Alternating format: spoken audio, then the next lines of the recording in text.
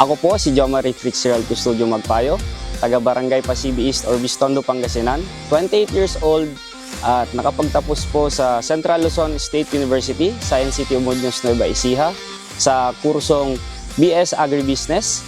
At bago po ako naging scholar ng YPOA, ako po ay isang SK chairman, isa pong youth leader, at ganoon din po ay isa rin po akong farmer dahil ako po ang katuwang ng aking ama sa aming bukid, na kung saan ako po ay isang machine operator para mas mapabilis po yung trabaho namin sa bukid at syempre para makamenos na rin po ng labor. Nung nalaman ko po itong scholarship na to, nung sinend po sa akin ni father ko yung post ng ATI na naghahanap sila ng mga kabataan na gustong matuto sa pag-organic. Ang farming po kasi ito yung profession na kailangan may passion ka, kailangan may tiyaga ka, kailangan handa ka sa halos lahat ng pwedeng mangyari. Masasabi ko, farming is a business talaga dahil sa farming, hanggat may kumakain, nandyan ang farming eh. Kasi ang farming naman talaga dapat ang talagang ifo-focus natin, lalong-lalo na tayo ang backbone ng economy.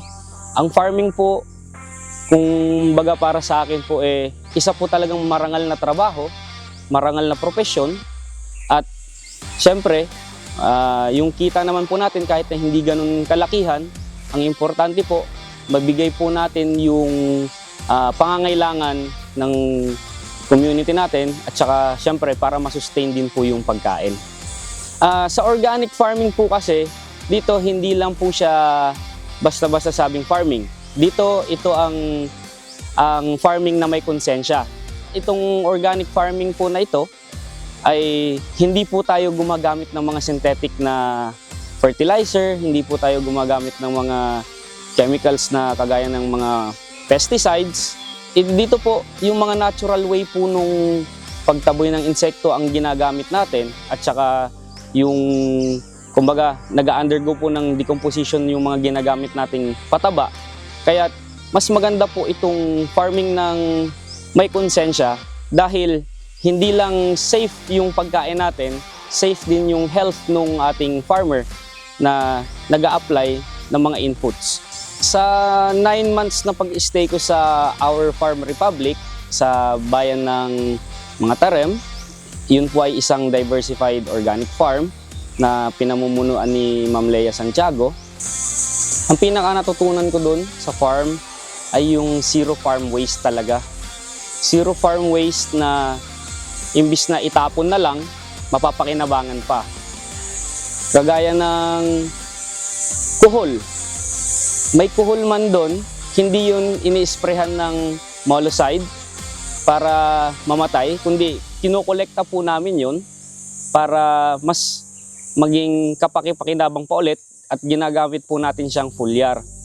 At saka sabi nating zero farm waste, lahat ng mga trimmings ng mga puno, mga damo, dadalhin po yun lahat sa vermicompost area. At dun po, makikita po natin na kapaki-pakinabang po talaga lahat ng nasa paligid natin, mas lalo na yung sa nature. Ang isa pang natutunan ko dun, kahit na hindi po tayo gumamit ng mga synthetic na fertilizer, mga chemicals na pang-spray, through natural way lang naman din po, talagang gaganda rin po yung halaman natin.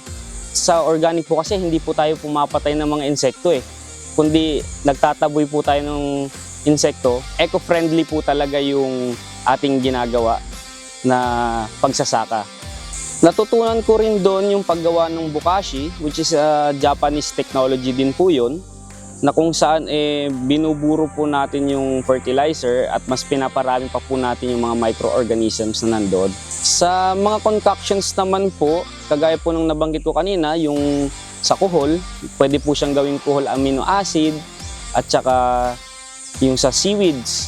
Pag nangungulekta po kami sa dagat at yun po ang ginagamit natin na seaweed extract na mas maganda rin po sa pag-spray sa ating halaman. At syempre itong CRH na kung saan po isang soil conditioner na napakaraming gamit sa ating farm. Kagaya po ng kumbaga pang beddings po natin sa ating kulungan ng alaga dahil inuling na po kasi ang CRH, kaya madideodorize po niya yung mababahong amoy na galing po sa dumi ng ating mga alaga. Sa training namin na 9 months, yung mga produce po namin halos na ibibigay din po namin sa aming mga bisita doon sa farm dahil ang OFR din po ay kabilang po sa DOT. Kaya yun din po ang pinapakain namin sa aming mga bisita na kung saan po safe po yung pagkain dahil organic po yung nandun. Natutunan ko rin sa OFR yung kagandahan nga po nung carbonized rice hull. Kaya isa po yun ang naisip ko na gawing business enterprise. Karagdagan din po dito ay yung sa Mokosaco Technology. Na kung saan naman po yung sa Mokosaco Technology, isa po itong Japanese technology na kung saan matagal na rin po dito sa Pilipinas, ngunit halos ngayon pa lang din po nagbo-boom. Kaya ito po ang aking ginawa dahil marami pong nasasayang na mga kahoy sa gilid-gilid kung minsan po hinahayaan na lang po. What if yun na lang po talaga yung isa nating gawin na negosyo na mas madali.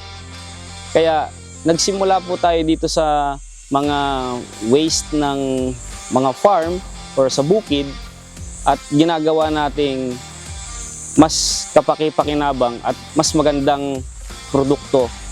Napili ko rin tong business enterprise na to dahil ginagamit din po namin ito sa aming bukid na kung saan talagang pinapractice na rin po namin ng pag-organic. At nakita na naman po namin yung magandang resulta na kung saan mas malalaki yung bunga at mas nare-retain po yung moisture ng lupa nung gumagamit po kami nitong CRH.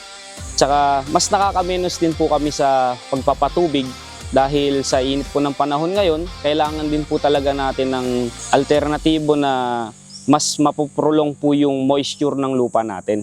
Pero sa pagdating naman sa pagpuproduce, ang nagiging problema lang po natin yan tuwing tag-ulan. Dahil tuwing tag-ulan nga po, dahil ang ginagawa po natin ay pag-uuling ng ipa at saka dun po sa Mokosaco ay gumagamit po tayo ng mga tuyong kahoy. Yun po ang nagiging problema dahil basa. Hindi po tayo kasi pwedeng magsunog ng rice hull sa loob, panay outdoor po yun.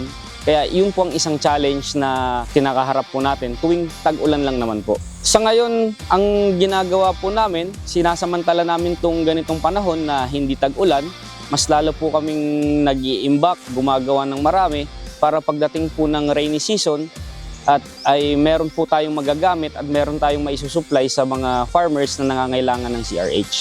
Sa ngayon, tuloy-tuloy pa rin po yung pag-uuling namin ng rice hull dahil alam ko po na tuwing tag-ulan, mangangailangan pa rin po yung mga farmers natin, lalo na po yung mga nag-ano ng seedlings. Dahil ito po, yung CRH po ay maganda pong pampaugat dahil buhagag po yung lupa, mas nakakapag-penetrate pa po yung ugat ng ating halaman. Sa CRH po natin, kaya po natin mag-produce ng nasa 300 bags per month. At gagawin po natin yung 600 per month dito sa mga susunod na buwan dahil mas gusto ko pa pong mag-expand at mas ipakita na kayang-kaya talagang gawin itong mga ganitong bagay at ganitong technology na mas makakatulong palalo sa ating pagsasaka. Tapos yung sa Mokosaco naman po, dun sa ating chamber, nasa 71 kilos po halos ng kawayan ang nailalagay natin or sabihin natin pagpuno po yun. Yung kawayan po na ginagamit po kasi natin ay tuyong-tuyo. Kaya po niyang makapag-extract ng hanggang 10 liters a day at yun po ay ginagamit din po natin sa ating bukid. Ipagpapatuloy po natin tong ganitong project dahil nakita po natin yung potensyal na maganda po talaga lalong-lalo na itong pag-organic sa ating mga farmers dahil nakakamenos po sila sa mga farm inputs na gagamitin nila talaga sa pagbubukid At ganun din po, nagpapasalamat po ako sa ATI dahil katatapos lang po ng ating validation bilang isang learning site for agriculture at tayo po ang kauna-unahang scholar ng YIPOA na naging LSA dito sa Region 1. At the same time po, tayo rin po ang kauna-unahang LSA dito sa bayan ng Orbistondo. At itong pagiging LSA natin, mas mapapalawak pa po yung sakop natin sa pagtuturo ng pag-organic, lalong-lalo na po sa ating mga farmers dahil magkakaroon po tayo ng kumbaga another linkage sa mga agencies na pwedeng tumulong sa atin na mas mapalaganap pa itong pag-organic. Sa pagiging LSA po natin, ay magagamit po natin lahat yung natutunan natin sa ating 9 months na training sa OFR dahil mas maibabahagi po natin ito sa ating mga kapwa na magsasaka at para mas makatulong pa rin po na makamenos talaga sa sa kanilang input sa kanilang bukid. At dito rin po balak po natin mag-expand lalo at para mas makatulong pa rin po sa kanila, balak po natin na magdagdag po tayo ng vermicomposting area para po mas mai-focus po natin yung sa soil amendments dahil yun naman po talaga totally ang ating focus. Dahil if you feed the soil and yung soil naman po ang magpapakain sa ating mga halaman na kung saan mas magiging maganda at ligtas po na kainin. Gagamitin po nating substrate para po dun sa ating gagawing vermicompost area. Ang pinaka natutunan ko po dito sa pag-stay ko nung 9 months sa aking pinag-OJT-han ay farming with the heart, tapos pagsasaka na may konsensya. Dahil dito po sa pag-organic, hindi po tayo gumagamit ng mga chemical at lahat po ay natural.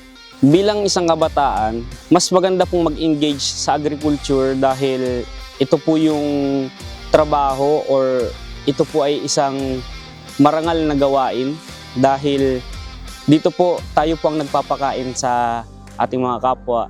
Sa farming kasi, kailangan hindi lang basta-basta nagtatanim, dapat alamin din natin kung ano yung nilalagay natin, anong ginagamit natin sa ating mga halaman para sabihin natin na safe. Kasi ngayon more on ano na po tayo, synthetic nagdepende na rin po tayo sa mga chemical.